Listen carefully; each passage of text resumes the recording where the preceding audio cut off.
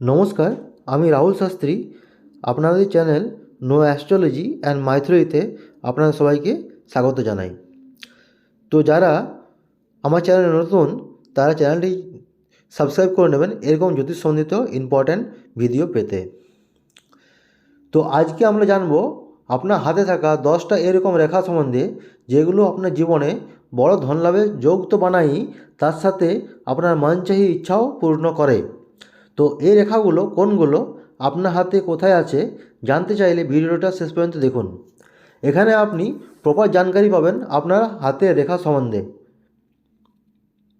সেটাও একদম সহজ ভাষায়। তো যদি আপনি ছেলে তো আপনার রাইট হ্যান্ড, ও যদি মেয়ে হয়ে থাকেন তাহলে আপনার লেফট হ্যান্ড দেখুন।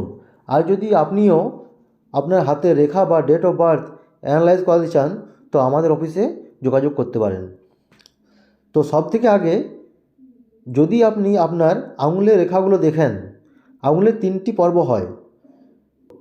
তো এই 3 পর্বতে বা সবাইকার নিচের পর্বে, ঠিক আছে, এমনি সোজাসুজি রেখা দেখতে পাবেন।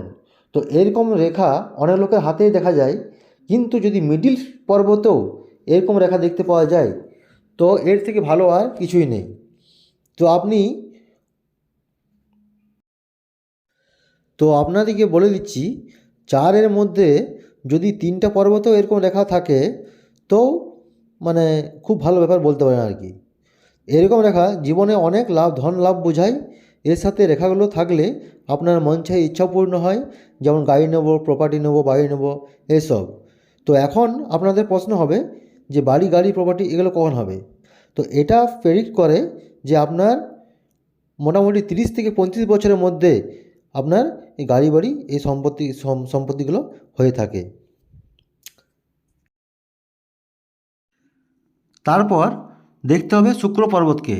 এখানে যদি এরকম সোজাসুজি রেখা থাকে তো আপনার শুক্র পর্বতে, তো এটা ফিনান্সিয়াল কন্ডিশন খুব ভালো বোঝায় বা খুব স্ট্রং বোঝায়। এখন হয়তো আপনার কেরিয়ারের প্রথমে হয়তো এত সচ্ছল অবস্থা হয়তো নয় আপনার, কিন্তু বিশ্বাস রাখুন এগুলো আপনার জীবনে একদিন প্রভাব ফেলবে। এটা আপনার আর্থিক অবস্থাকে খুবই উন্নতি করবে। কিন্তু যদি এরকম রেখা সোজাসুজি না থেকে যদি এরকম আড়াআড়ি থাকে, ঠিক আছে, তো এটা সম্পূর্ণ অপোজিট ইফেক্ট ফেলে আপনার লাইফে। এটা আর্থিক স্থিতি খুব খারাপ বোঝায়, ও ঋণও থাকে অনেক। পয়সা রোজগার ঠিকমতো করেন কিন্তু পয়সা জমছে না।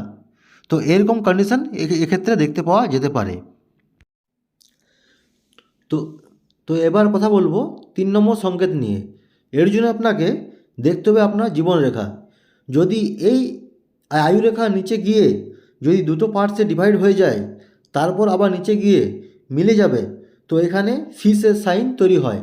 বাংলায় একে বলে মাছের মৎস্যপুচ্ছ বা মাছের লেজের ছবি। তো কেতু পর্বতে যদি মাছের সাইন হয় তাহলে জীবনরেখার সাথে তো ভবিষ্যতে আপনি হঠাৎ ধনপ্রাপ্তি করবেন। এরপর 4 নম্বর পয়েন্ট, এর জন্য আপনাকে দেখতে হবে আপনার মণিবন্ধকে। এখানে আপনি এরকম রেখা দেখতে পাবেন। এখানে এখানে এরকম একটা রেখাও থাকতে পারে বা এর বেশি রেখাও থাকতে পারে, 2, 3, 4 থাকতে পারে। তো এখানে একটি রেখা আছে তো কোনো প্রবলেম নেই, 2টো রেখা আছে আর ওই রেখাগুলো কমপ্লিট আছে, তো এটা পজিটিভ সাইন মনে করা হয়। এরা লাইফে জলদি ডিমোটিভেট হয় না, এরা সহজে হার মানে না, চেষ্টার পর চেষ্টা করে এবং শেষে সফলতা এরা অবশ্যই পেয়ে থাকে। কিন্তু এই রেখাগুলো যদি এরকম টুটি ফুটি হয়, যদি সম্পূর্ণ না থাকে, যদি এরকম মাঝখানে কাটা থাকে, তো এর সম্পূর্ণ অপোজিট রিয়াকশান হয়। এরা কখনো সাফল্য পায় না, অনেক চেষ্টা করে তাও এরা সাফল্য পায় না, যেহেতু জীবনে প্রচুর স্ট্রাগল করতে হয়।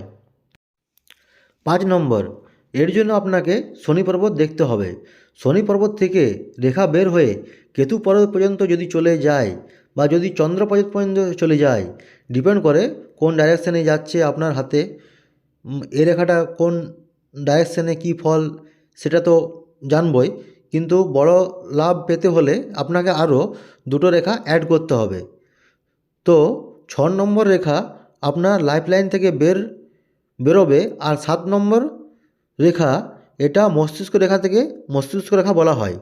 তো এখন দেখছেন এটা মানি ট্রায়াঙ্গেল তৈরি হয়েছে। ভাগ্যরেখার সাথে মানি ট্রায়াঙ্গেল যদি আপনার হাতে থাকে তো জীবনে বড় ধনলাভের যোগ তৈরি হয়। তো এরকম চিহ্ন যদি আপনার হাতে থাকে তো জীবনে প্রচুর ধন লাভ হবে। তো এখন আপনার মনে হবে যে রেজাল্ট কখন পাবো। যদি আপনি কেরিয়ার শুরু করেছেন তো কেরিয়ার শুরু করার 5-6 বছর পর এর ফায়দা পাওয়া যায়।